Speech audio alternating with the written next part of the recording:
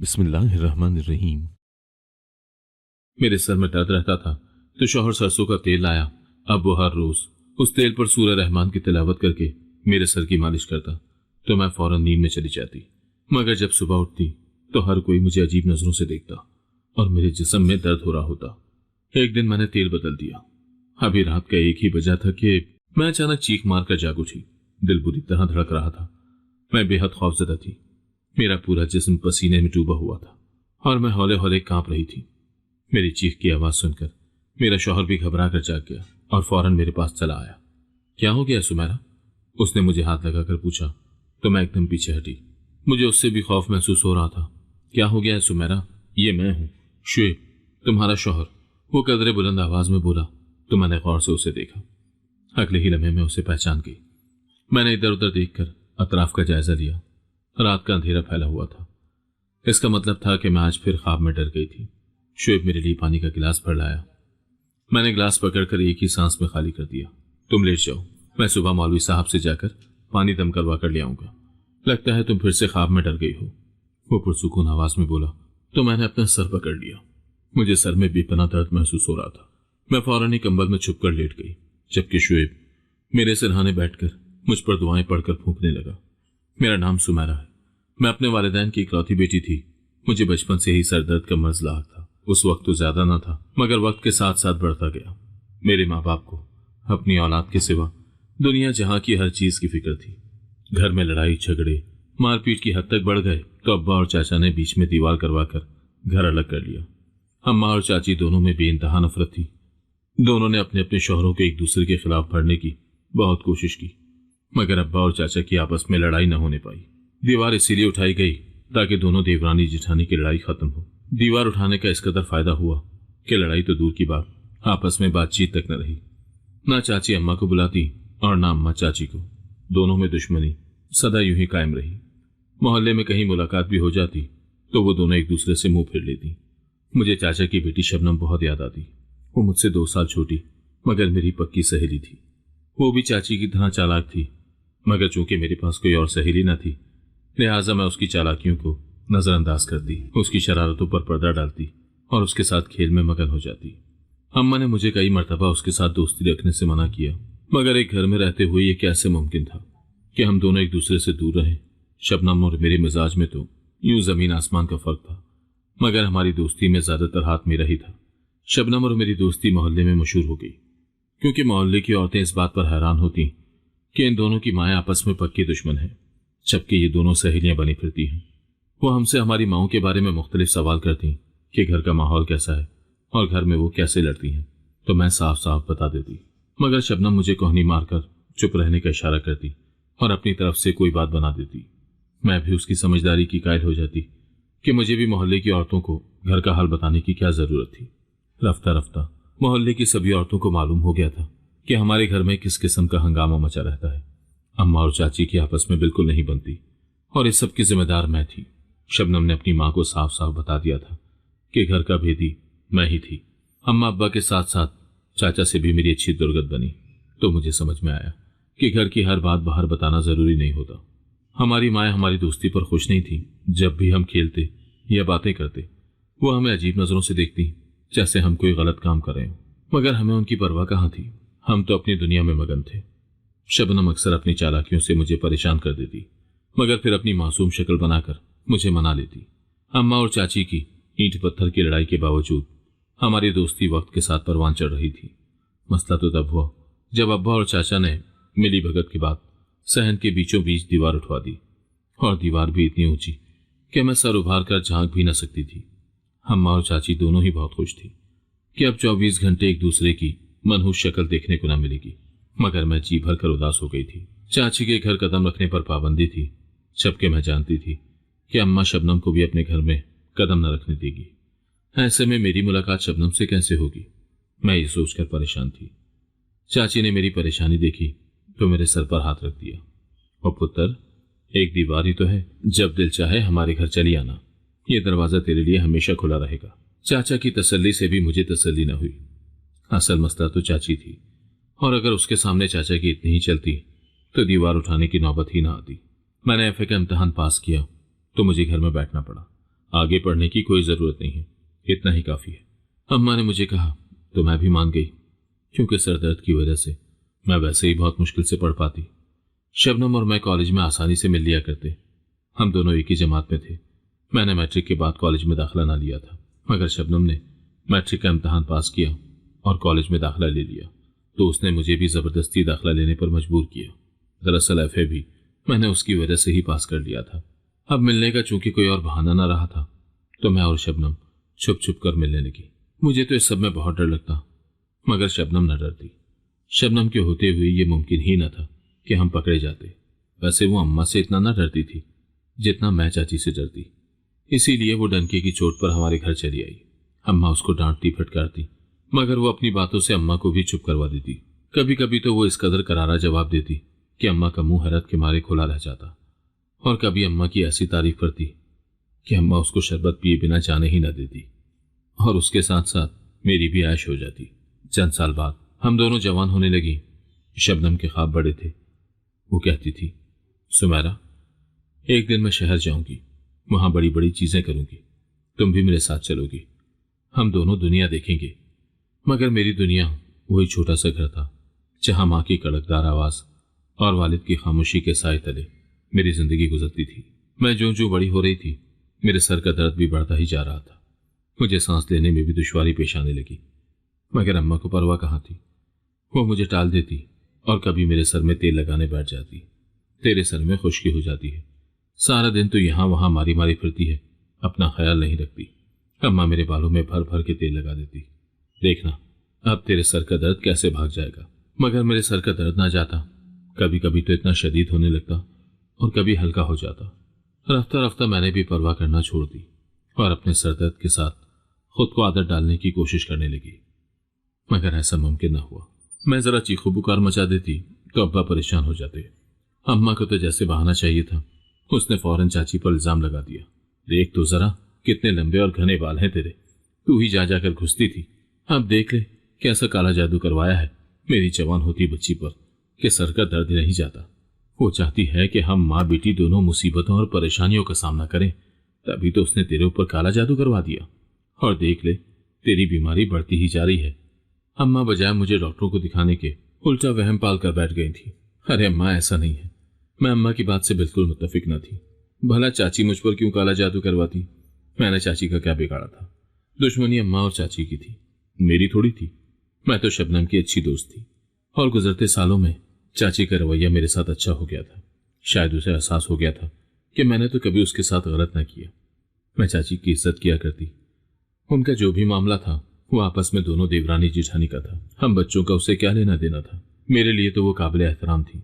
वैसे भी चाचा का सलूक मेरे साथ अच्छा था, और मैं भी चाचा की बहुत इज्जत किया करती और उनसे प्यार करती, तो चाची भी मेरे साथ प्यार मोहब्बत से पेश आती। फिर वो मुझ पर क्यों जादू करवाने लगी? यही बात मैंने अम्मा को बताई तो वो चौंक गई। ये प्यार मोहब्बत सब ड्रामे हैं। वो तुझसे इसीलिए ज्यादा प्यार जताती है ताकि तुझे उस पर शक भी न होने पाए। अम्मा की अपनी ही मंतक थी। अम्मा अपनी बात से किसी सूरत पलटना ना चाहती थी। मैं तुझे आमिर के पास ले जाऊंगी, देखना वो कैसे उसी पर जादू उल्टा देगा। अम्मा की बात सुनकर मैं सर पकड़कर बैठ गई थी। मुझे बिल्कुल भी किसी आमिर के पास न जाना था, और मैं न चाहती थी कि अम्मा अब चाची के साथ एक नई जंग पाल कर बैठ जाए। सुन सुमेरा, मेरी बात सुन। मैं गली से गुजर रही थी जब मुझे अपने नाम की पुकार सुनाई दी। मैंने पीछे मुड़कर देखा। पिछली गली में रहने वाला शुएब मेरी तरफ दौड़ा आ रहा था। वो मेरे पास आकर रुक गया। उसका सांस फूला हुआ था। क्या बात है शुएब, क्या हो गया है? मैंने उससे पूछा, तो उसने हाथ के इशारे से मुझे तसल्ली कराई। नहीं नहीं, ऐसी परेशानी की कोई बात नहीं है। मुझे दरअसल तुझसे बात करनी थी। शुएब हमारी पिछली गली में रहता था। उसकी माँ मोहल्ले की वाहिद औरत थी जिसके साथ अम्मा की अच्छी बन जाती, लिहाजा उसका हमारे घर आना जाना था। उसकी माँ उसे दिन में 10 कामों के लिए हमारे घर भेजती। अम्मा को भी कभी कोई चीज मंगवानी होती तो शुएब को आवाज देकर उससे मंगवा लेती, और कभी मुझे कह देती कि तू शुएब को ये पैसे पकड़ा, वो सामान ला देगा। तो मैं उसको पैसे पकड़ा आती। मुझे नहीं मालूम था कि उसको मेरे से क्या ऐसी प्राइवेट बात करनी थी कि वो इस कदर परेशानी का शिकार था। सुमेरा, तू मेरी शबनम से दोस्ती करवा दे। शुएब की बात सुनकर मैं हैरान रह गई। क्या मतलब? मैं समझी नहीं कुछ। मैंने हैरानी से कहा, वो शबनम मुझे अच्छी लगती है, मैं उससे शादी करना चाहता हूं। वो शर्माते हुए बोला तो मैं चौंक गई। शादी करनी है तो अपनी अम्मा से बात करो कि वो शबनम का रिश्ता लेकर जाए। तुम दोस्ती करके क्या करोगे? मैंने उसे सीधा तरीका बताया। नहीं, दरअसल बात यह है कि अम्मा ये नहीं चाहती। अम्मा मान ही नहीं रही। वो कहती हैं शबनम और उसकी माँ दोनों ही बहुत चालाक हैं, लिहाजा वो मेरी उस घर में शादी न करेगी। बल्कि वो तो कहती है कि मेरी शादी सुमेरा से करेगी। वो मासूमियत से बोला तो मैं चौंक गई। अजीब इंसान था जो अम्मा की पसंद छोड़कर अपनी पसंद पर अटका हुआ था। अच्छा, फिर भी शबनम से दोस्ती करने से क्या होगा? मैंने कमर पर हाथ रखकर जरा गुस्से से पूछा। अरे सुमेरा, तू तो बिल्कुल पुलिस ही बन गई है। इतने सवाल जवाब। अब तू बता, फिर और क्या करूं मैं? तू एक बार शबनम से बात तो करके देख, हो सकता है वो मुझे पसंद करती हो। उसका राजी होना जरूरी है, तभी मैं आगे की सोचूंगा ना। अब कि उसने जरा झंझलाकर मुझे सारी तफसील से समझाया तो मुझे भी उसकी बात समझ आ गई। अच्छा ठीक है, मैं करके देखूंगी बात। मैं उसे तसल्ली देकर घर चली आई। क्या कह रही है वो बंगा शुएब? उसकी हिम्मत तो देखो, मुझसे शादी करना चाहता है। शबनम इतराकर बोली तो मैं उसे देख कर रह गई। मैंने पहली फुर्सत में ही उसे शुएब की पसंद से आगाह करके उसका पैगाम शबनम तक पहुंचा दिया था। शबनम देखने में खूबसूरत थी, गोरी चिट्टी और मोटी ताजी पंजाबी फिल्म की हीरोइन लगती। शबनम को लगता था कि आधा मोहल्ला पहले ही उसके पीछे पड़ा था और अब उसके चाहने वालों में एक और का इजाफा हो गया था। शबनम, वो तेरे लिए काफी संजीदा है। तू एक बार सोच ले। मेरा दिल शुएब के लिए हमदर्दी से भरा हुआ था। जैसे वो भागता हुआ मुझ तक आया और कितनी परेशानी और मिन्नत भरे अंदाज में वो मुझसे बात कर रहा था। शबनम उसको देखती तो उसका दिल भी नरम पड़ जाता, मगर अभी तो वो उसका मजाक उड़ाने में लगी हुई थी। नहीं यार, मुझे नहीं करनी शुएब से शादी। उसकी अम्मा, तौबा, वो तो मेरी जिंदगी हराम कर देगी। वो मुझे बिल्कुल पसंद नहीं करती। शबनम को उसकी माँ के बारे में पहले ही अंदाजा था, हालांकि मैंने शुएब की गुफ्तगू की वो बात शबनम से छुपा ली थी। देख सुमेरा, तुझे तो मेरे ख्वाबों के बारे में पता ही है। ऊंचे ऊंचे ख्वाब है मेरे। मुझे इस गंदे से इलाके में नहीं रहना, बल्कि बड़े शहर के किसी ऊंचे इलाके में जाकर रहना है। वो शोक अंदाज में बोली तो मैं उसे देख कर रह गई। अल्लाह तेरे ख्वाब पूरे करे शबनम। वो अपना जफर है ना, जो ऊंचे घर में रहता है। उसने मोहल्ले में नए आने वाले लोगों का जिक्र किया तो मैंने सहन पर जोर डाला। वो गोरा चिट्टा अंग्रेजी लिबास पहनने वाला लड़का, जिसको देखते ही पूरे मोहल्ले ने उसका नाम अंग्रेज रख दिया था, क्योंकि वो अंग्रेजी लिबास पहनने के साथ साथ गोरा चिट्टा भी खूब था। हाँ वही, शबनम एक अदर से बोली। वो पसंद है मुझे, बस आजकल उसके साथ कोशिशों में लगी हूं। दुआ करना कि मैं कामयाब हो जाऊं। वो धीरे से बोली तो मैं हैरान हुई। ये बात तुमने मुझे पहले क्यों ना बताई? मैंने मुंह बनाकर कहा तो उसने आगे बढ़कर फौरन मुझे गले से लगा लिया। अभी भी सबसे पहले तुझे ही बताया है। हमारी थोड़ी बहुत बातचीत भी है। उसका शहर में इससे भी शानदार घर है। उसके अब्बा इस कदर अमीर हैं कि वो खड़े खड़े पूरा बाजार खरीद सकते हैं। उनकी इतनी शानदार गाड़ी है। शबनम मुझे उसकी बातें बताने लगी तो मैं हैरत से सुनने लगी। शबनम को अच्छी जिंदगी गुजारने के लिए सिर्फ शानदार घर, कोठी, बंगला और पैसों की जरूरत थी। मैं हैरान थी। शबनम, वो तुझसे शादी करेगा? मैंने शक भरे लहजे में पूछा तो वो फौरन बोली, क्यों नहीं करेगा? मुझे उम्मीद है वो जल्द ही अपने माँ बाप को मेरा रिश्ता देकर भेज देगा। वो बड़ी उम्मीद से बोली थी। खुदा करे ऐसा ही हो, मैंने ठंडा सांस भरते हुए कहा। वो तुम्हें पसंद नहीं करती। मैंने हिम्मत करके शुएब को शबनम का जवाब बता दिया। वो मायूसी से भरा था। न जाने क्यों मुझे उसको ऐसी हालत में देखकर उस पर तरस आया। शुएब अच्छा शरीफ लड़का था। न वो मोहल्ले के बाकी लड़कों की तरह आवारा और चालाक था और न बदतमीज, बल्कि काफी सीधा साधा सा था। बल्कि मुझे तो इस बात पर भी हैरत थी कि वो शबनम को पसंद करता था। उसको देखकर नहीं लगता था कि वो शबनम पर नजर रखे हुए था। तुम फिक्र मत करो, तुम्हारी जिंदगी में बहुत अच्छी लड़की आएगी। मैंने उसको परेशान हाल देखकर उसे तसल्ली देने की कोशिश की तो वो हल्का सा मुस्कुरा दिया, मगर उसने मुझे ठुकराने की कोई वजह तो बताई होगी। वो धीमे से लहजे में पूछने लगा, क्या करोगे जानकर? इतना काफी नहीं है कि उसका जवाब इनकार है? हाँ ठीक है, इतना भी काफी है। वो पलटकर वापस चल दिया। वो किसी और को चाहती है। मैंने पीछे से आवाज लगाकर उसे असल बात बताई तो वो एक लम्हे को रुका, मगर उसने पलटकर मुझे ना देखा और आगे बढ़ गया। अम्मा मुझे आमिल के पास ले गई। इस लड़की के सर का दर्द ही नहीं जाता बाबा, कुछ तो करें। अम्मा ने मिन्नत भरे अंदाज में आमिल को सारी तफसील कह सुनाई। अम्मा की सादगी थी कि अम्मा ने आमिल को यह तक बता दिया कि मुझ पर मेरी चाची ने तावीज करवाए हैं। आमिल भी इसी बात पर जम गया था और अम्मा को तावीज देकर दुआओं का पढ़ा पानी पकड़ाकर पूरे 500 रुपये अम्मा से ईंट लिए। अम्मा खुशी खुशी घर को पलटी थी। आमिर ने कहा है, इस बार तेरा जादू उतारेगा और अगली बार करवाने वाले को मजा चखाने के लिए अमल करेगा। अम्मा को मेरा जादू उतरने से ज्यादा चाची को मजा चखाने की खुशी थी। अम्मा, अब्बा कितने दिन लगाकर एक 500 का नोट कमाता है और तुमने चंद मिनटों में उसकी हलाल की कमाई उस आमिर को सौंप दी। मैं तिनक कर बोली तो अम्मा हैरान हुई, ये क्या बात कर रही है लड़की? तौबा कर तौबा, बुजुर्गों के बारे में ऐसी बातें नहीं करते। अम्मा ने कानों को हाथ लगाए तो मैं भी डर गई और कानों को हाथ लगाकर फौरन तौबा कर ली। सुनो, अपनी सुमेरा के लिए रिश्ता डाला है हलीमा ने। अम्मा ने खुशी खुशी अब्बा को बताया तो मैं चौंक गई। न जाने क्यों मुझे शुएब के रिश्ते के बारे में सुनकर खुशी न हुई। वो मुझे पहले ही बता चुका था कि वो शबनम को चाहता है। अब जबकि उसने ठुकरा दिया तो उसे अपनी अम्मा की पसंद से शादी करना पड़ रही है। हमारी खुशी और गम से बेखबर अम्मा अब्बा दोनों ही खुश थे। अच्छे लोग हैं और फिर हलीमा के साथ तेरी दोस्ती भी है, अब्बा ने तबसरा किया। हाँ, और फिर शुएब भी देखा भाला शरीफ बच्चा है। अम्मा अब्बा दोनों की तरफ से तकरीबन हाँ थी। किसी ने मुझसे पूछने की जहमत गवारा न की थी, जबकि अम्मा मेरे सरदर्द को भी भूल गई थी। मैंने अम्मा के सामने चूंचना से काम लिया मगर खुलकर कुछ न कह सकी। अम्मा को मेरे इशारे कहाँ समझ आने वाले थे। अम्मा ने झट मंगनी और पट ब्याह से काम लिया और शादी की तारीख मुकर्रर कर दी। शबनम को मालूम हुआ तो वो हैरान हुई। ये क्या बात हुई भला? वो तुझसे मेरे रिश्ते की बात कर रहा था और तूने अपने रिश्ते की बात चला दी। वो जोर से हंसी तो मैं शर्मिंदा हो गई। मैं उसकी अम्मा को पसंद हूं, मैंने सादा से लहजे में कहा। ठीक है, फिर उसकी अम्मा तुझे उस घर में टिकने भी देगी, पर मैं तेरी शादी में शरीक न हो पाऊंगी, वो पुरसोच अंदाज में बोली। तो मैं चौंक गई। ऐसा क्यों कह रही है तू? भला मुझसे किस बात की नाराजगी? मैंने उससे पूछा तो वो बात बदल गई। अम्मा ने मुझे ज्यादा मौका न दिया और शुएब के साथ रुखसत कर दिया। शबनम मेरी शादी में शरीक न होने पाई क्योंकि मेरी शादी से चंद रोज पहले वो उस अंग्रेज लड़के के साथ घर छोड़कर भाग गई। अपने ख्वाबों को पूरा करने के लिए वो चाचा चाची की इज्जत सरे बाजार उछाल गई। वो दोनों गम से निढाल थे। चाची ने मुझसे भी पूरी तफ्तीश की कि मुझे इस बारे में कितना मालूम था, मगर सच यही था कि शबनम ने इस बात की मुझे भी कानों कान खबर न लगने दी। मैं सिर्फ इतना ही जानती थी कि वो जफर को पसंद करती है और ये बात मैंने चाचा चाची को बता दी। शबनम मुझसे आखिरी बार मिलने आई थी। उसकी आंखों में रोशनी और खुशी के दिए जगमगा रहे थे। तब तक मुझे अंदाजा न था कि वो इतना बड़ा फैसला ले चुकी है। उसकी बातें जो मायने थी, मगर अपनी आदत के पेश नजर मैंने उसे ज्यादा न कुरेदा था। अगर मैं उससे पूछती तो शायद वो मुझे बता ही देती और मैं उसे इतना बड़ा कदम उठाने से रोक लेती।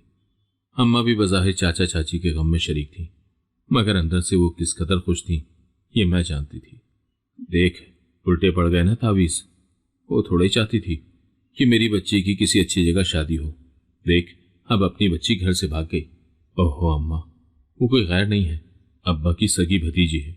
इस मौके पर तो कुछ लिहाज करो, मैंने झुंझलाकर कहा। तो अम्मा चुप कर गई, मगर चंद दिनों के बाद चुपके से जाकर आमिर के हाथ पर 500 का एक और नोट रखकर आ गई थी। चाचा चाची ने किसी तरह शहर में जफर का पता लगवाया और शबनम से राब्ता करने की कोशिश की, मगर उसने वापस आने से इनकार कर दिया। चाचा चाची मायूस होकर वो मोहल्ला ही छोड़ गए। अब उनकी इस मोहल्ले में क्या ही इज्जत रह गई थी। शबनम का छोटा भाई उसको जान से मारने के दर पे था। मुझे भी शबनम से इस बेवकूफ़ी की उम्मीद न थी।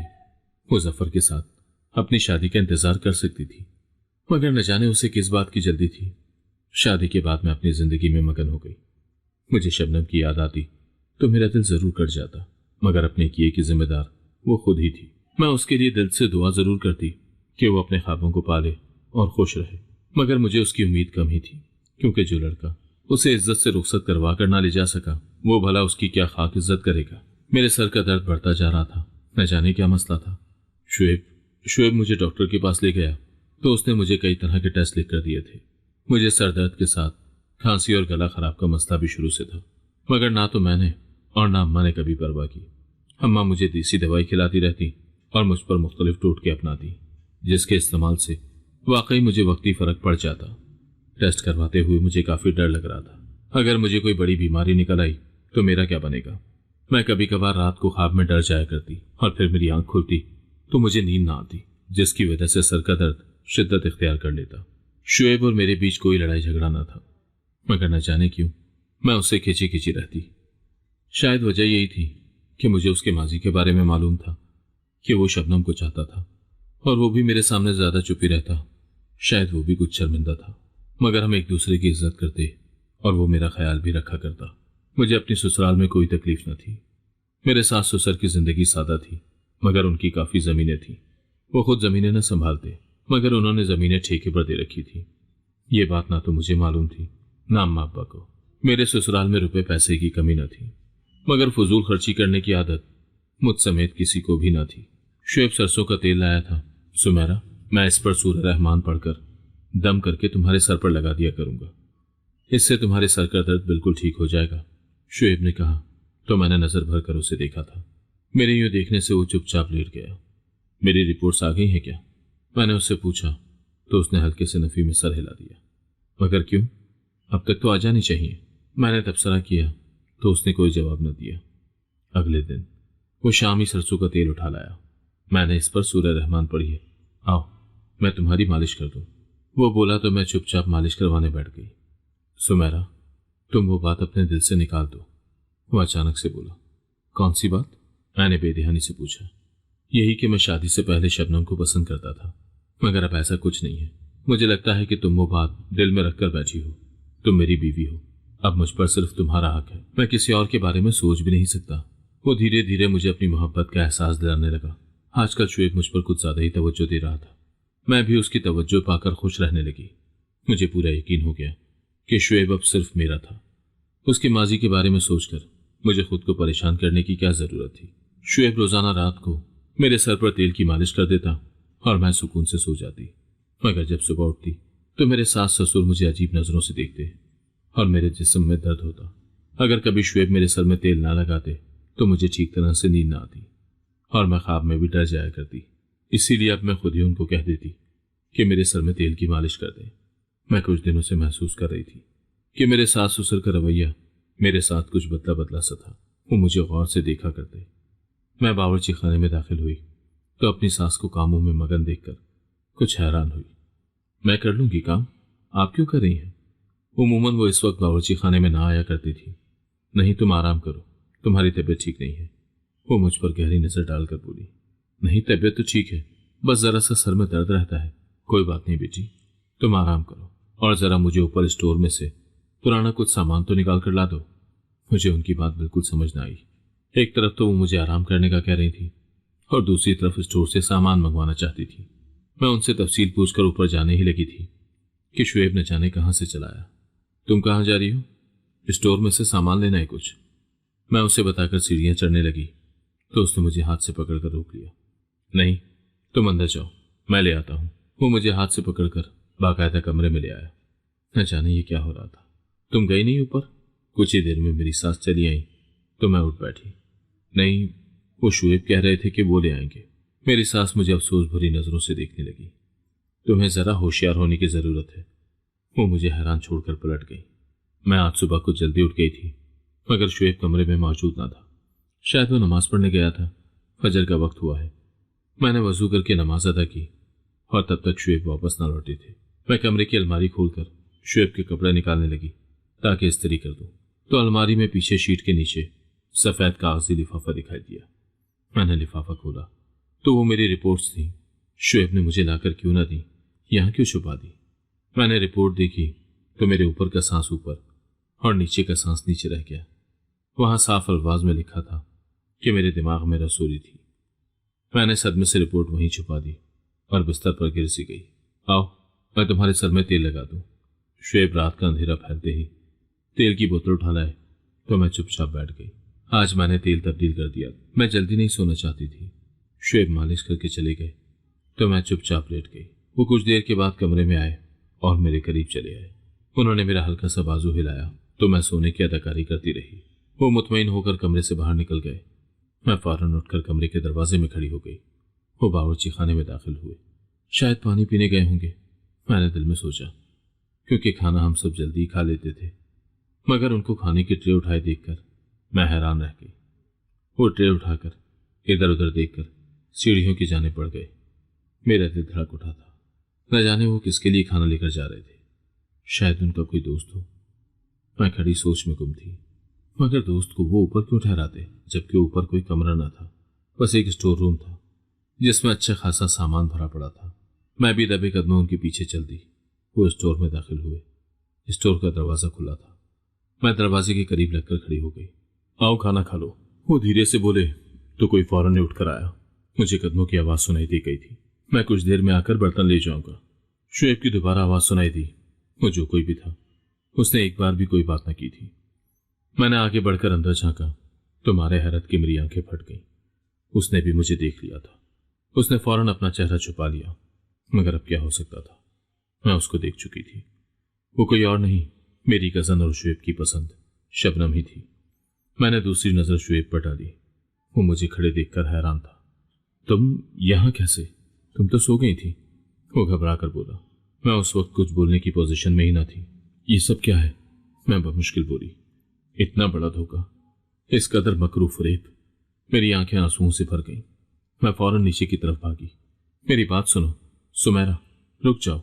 वो मुझे रोकता मेरे पीछे चला आया। मेरा रुख अपनी सास के कमरे की जानिब था। मुझे रोते हुए कमरे में दाखिल होते देखकर वो परेशान हो गई। क्या हुआ, सब खैरियत तो है? मैं उनसे जा लिपटी। अम्मा, वो इसको पता चल गया है, शुएब ने कहा। तो एक झटके से मैं अपनी सास से अलग हुई। क्या मतलब? आप भी जानती हैं ये सब? मैंने रोते हुए पूछा तो उन्होंने ठंडी सांस भरकर हंसबात में सर हिला दिया। तुम्हें भी इसीलिए आंखें खुली रखने की हिदायत की थी। तुम्हें मालूम होना चाहिए कि घर में क्या चल रहा है, वो अफसरदा लहजे में बोली थी। मैं किसका आसरा करती, मेरी सास तो खुद साथ मिली हुई थी। मेरी बात तो सुन लो सुमेरा, जब तक सुनोगी नहीं सारी हकीकत का मालूम कैसे होगा? क्या सुन लूं? मैं गुस्से से उठ खड़ी हुई।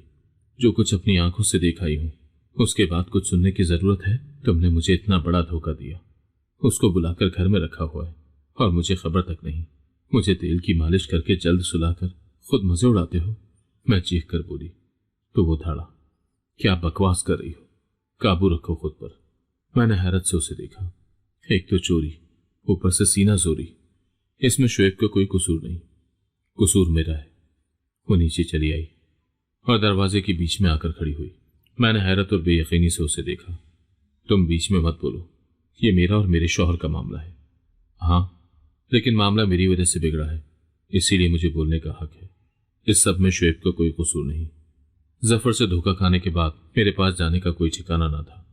मेरे ख्वाब बिखर गए थे।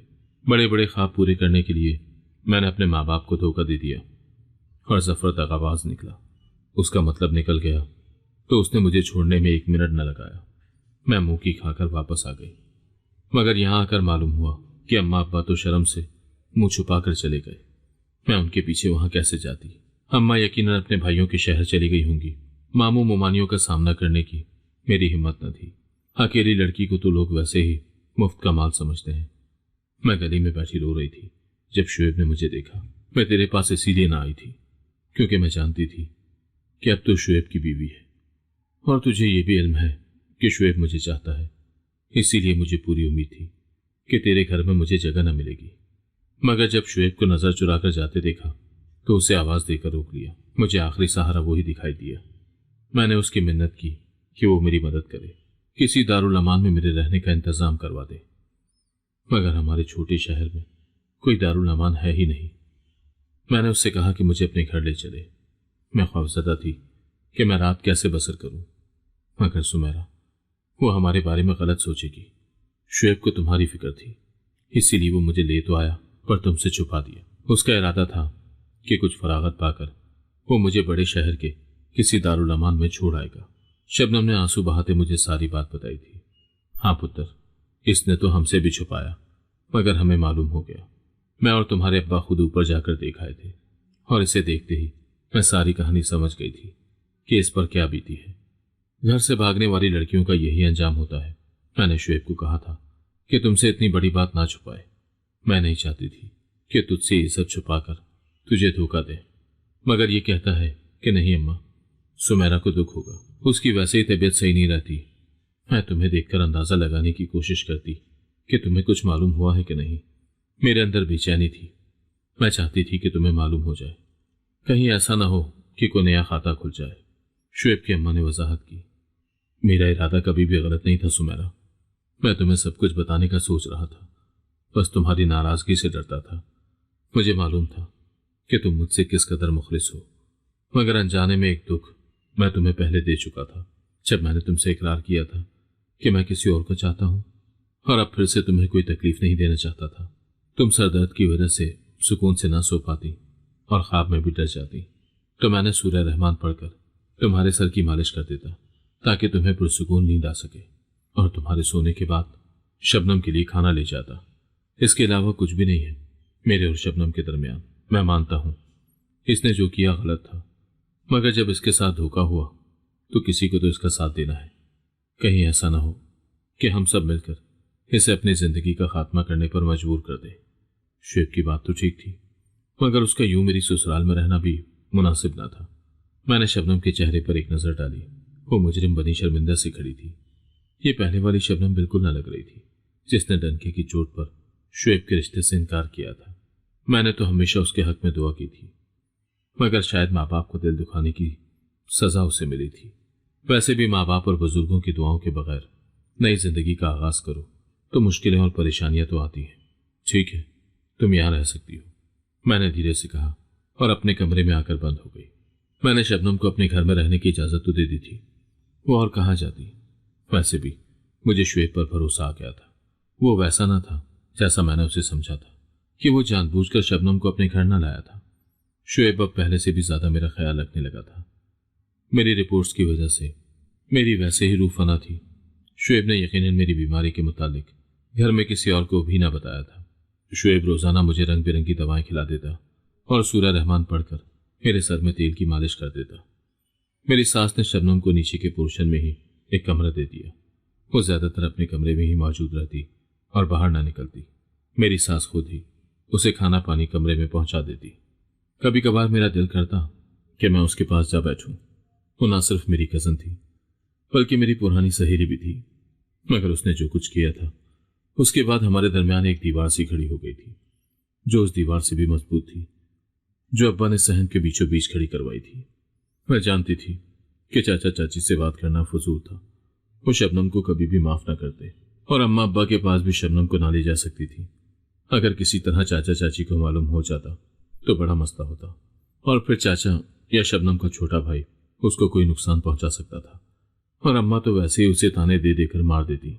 मगर वो यहां भी ऐसे कब तक रह सकती थी भला। एक दिन मौसम सुहाना था तो मैंने चाय के साथ गर्मा गर्म पकौड़े बनाए। शबनम को पकौड़े बहुत पसंद थे। हम दोनों के घरों में से किसी के घर भी पकौड़े बनते तो वो प्लेट उठाए दूसरे के घर चला आता और हम मिलकर पकौड़े खाते। मैं आज खुद पर काबू न रख सकी और सारे गिले शिकवे बालाए ताक रखकर शबनम के कमरे में चली आई। वो जाए नमाज पर बैठी दुआ मांगने में मशगूल थी। वो कुछ देर में फारिग हुई तो मैं फौरन बोली, आ जाओ, गर्म पकौड़े बनाए हैं।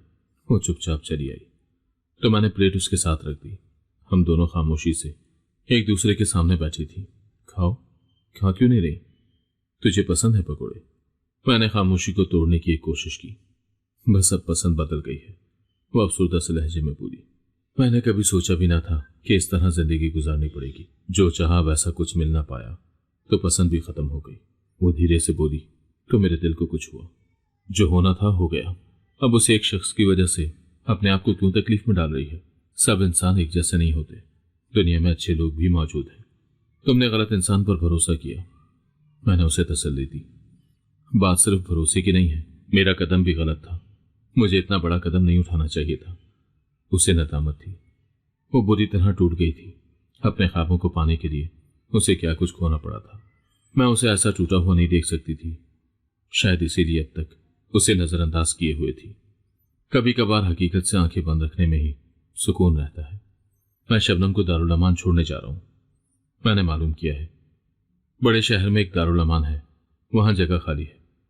शुएब ने मुझे कहा कि मैं शबनम तक पैगाम पहुंचा दूं कि वो कमरे से बाहर आ जाए। शबनम के जाने का वक्त हो गया था। उसे बिलाखिर जाना ही था, मगर मेरा दिल बेकरार था। मैं नहीं चाहती थी कि वो जाए। क्या वो हमारे साथ नहीं रह सकती यहां इसी घर में? मैंने शुएब से पूछा तो वो हैरान हुआ। यहां कैसे और कब तक रह सकती है वो? एक न एक दिन तो उसे जाना ही होगा। तुम मुझसे शादी कर लो शुएब। मैंने एकदम से कहा तो वह हैरत से आंखें फाड़े मुझे देखने लगा। फैसला मुश्किल था, मगर हो गया था। मैंने ये बात अपने सास ससुर को बताई तो वो भी हैरत ज़दा रह गए। तुम गलत कर रही हो अपने साथ। मैंने बहुत सोच समझ कर फैसला किया है। मैं यही चाहती हूँ। मैंने उन दोनों को मना लिया। अब सिर्फ शबनम को मनाना बाकी था। शबनम भी बाकियों की तरह हैरत का शिकार थी। तू मेरी वजह से अपने आप को क्यों तकलीफ में डाल रही है? वो इनकारी थी। देख शबनम, तेरे लिए यही बेहतर है। मैं इतनी सी कुर्बानी नहीं दे सकती क्या तेरे लिए? तो मेरी पक्की सहेली है। मैं रो दी तो वो मेरे गले आ लगी। मैं इस काबिल नहीं हूं सुमेरा। मैं शुएब के काबिल नहीं। जो होना था वो हो गया। अब तुम एक नई जिंदगी गुजारना। शुएब और शबनम दोनों ही कश्मकश का शिकार थे, मगर मैं जानती थी कि वो दोनों एक दूसरे के लिए बने थे। शुएब मुझसे छुपाने की जितनी कोशिश करता, मैं जानती थी वो अभी भी शबनम को चाहता था। और शबनम ना तो पहले शुएब को चाहती थी और ना अब, मगर उसके बेहतर मुस्तकबिल के लिए यही फैसला बेहतर था। मैं वैसे भी अपनी बीमारी के सबब ना तो शुएब को मुनासिब वक्त और तवज्जो दे सकती थी और ना घर का काम मुझसे होता। जब से मुझे मालूम हुआ था कि मुझे दिमाग में रसोलियां हैं जो कि कैंसर की है, तब से मैं बिल्कुल ही हाथ पांव छोड़ बैठी थी। मेरी सास को अभी तक मालूम न था, फिर भी वो मुझे कोई काम न करने देती और खुद हलकान रहती। शुएब ने इसीलिए मुझे न बताया होगा कि मैं परेशान होंगी, मगर मेरा इलाज जारी था। वो बाकायदगी से मुझे दवा खिला रहा था। जब शुएब मेरे सास ससुर मेरा इतना ख्याल कर रहे थे तो उनका ख्याल रखने के लिए भी तो कोई मौजूद होना चाहिए। मैंने अपनी तरफ से बेहतर फैसला करने की कोशिश की थी। शुएब और शबनम की शादी हो गई तो शबनम पूरे हक से घर में रहने लगी। सभी लोग मुझे सराहते कि मैंने अपनी कज़न के लिए बहुत बड़ी कुर्बानी दी थी, मगर हकीकत में मैंने ये सब रब की रजा और अपने प्यारों की खुशियों की खातिर किया था। शबनम हम सबका बहुत ख्याल रखती। वो बिल्कुल बदल कर रह गई थी।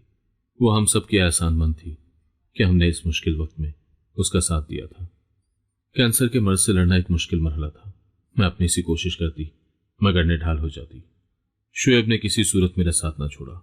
मैं हिम्मत हार जाती मगर वो मेरी हिम्मत बन जाता। इलाज बेहद मुश्किल था। मेरी केमियोथेरेपी होती तो मैं मरने के करीब हो जाती। अल्लाह ने शुएब और शबनम को औलाद की नेमत से नवाजा तो मेरी खुशी का ठिकाना न रहा। मैं उस छोटे से बच्चे को अपने हाथों में उठाती तो मुझे यकीन न आता। मुझे उस पर ढेरों ढेर प्यार आता। शबनम ने उसे मेरी झोली में डाल दिया था। ये तेरा है, तूने ही पालना है इसे। शबनम की बात सुनकर मैं आंसुओं से रो दी। मेरा बच्चा। मैंने उस मासूम सी जान को सीने से लगा लिया। मैंने जिंदगी की मुश्किलात को अपना इम्तिहान समझा और दिल में यह अज़म किया कि मैं हर हाल में इस आजमाइश पर पूरा उतरूंगी।